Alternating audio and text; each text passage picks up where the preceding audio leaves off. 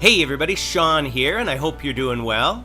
A so-called Australian Jesus named Alan John Miller is who we'll look at today, so let's jump right in. And a special thanks goes out to Carrie Murrell for sharing this video. We've spoken briefly of AJ in the past as one of the Jesus fakes that have arisen in the past years. But just recently, Australian News did an in-depth interview and coverage on what's going on. The full link will be available in the description below, but today we'll just cover some of the highlights. AJ is the leader of a New Age movement called Divine Truth and claims that he is Jesus. But anyone who actually reads the Bible knows that he's not, because we are told not to believe anyone who is saying that Jesus is here or over there. And the next time any of us see Jesus physically will be when he returns, and everyone will see him. One of the things that appears to be the most concerning to the newscasters is that he's forming a compound in an isolated part of the woods, and that it's the same thing that leaders like Jim Jones and David Koresh of the Waco Davidians did.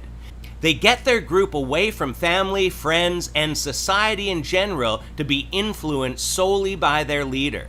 And one of the saddest things is that he's convinced his followers that they were actually there at Jesus' crucifixion. And in these interviews, they cry because of how sad they were when they saw Jesus crucified. And AJ is not shy about saying that he's Jesus either. He claims to remember everything about his crucifixion and death on the cross. The reporter went to a 2-day teaching with many other deceived people that follow this guy. He introduces himself as Jesus, and his wife or girlfriend is Mary Magdalene, and she actually believes that. It's mind-boggling that this many people would believe this guy, and apparently he's got thousands of followers all over the world.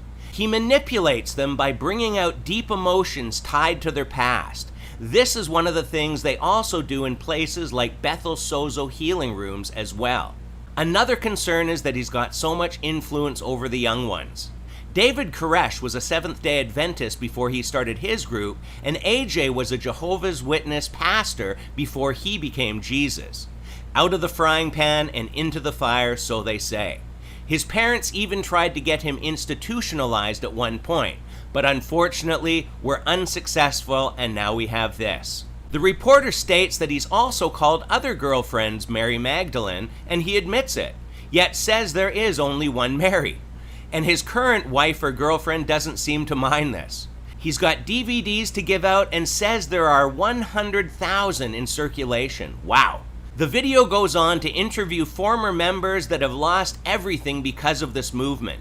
And yet another reporter asked one lady how she could be sure that he was the real Jesus when others had made the same claim in the past. And all she could say is that his teachings make her feel good.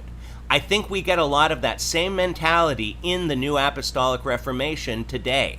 People are willing to overlook obvious error if their emotions are being tickled. I do recommend watching the full 30-minute video because it is quite interesting. But at the end of the day, this is why it's so important to read your Bible. When you know the truth, it's easy to spot the fakes. And if you don't read your Bible, then you have nobody to blame but yourself if you believe error. So we'll leave it here for today, but check out that video and feel free to leave your comments below. And until next time, take care and God bless.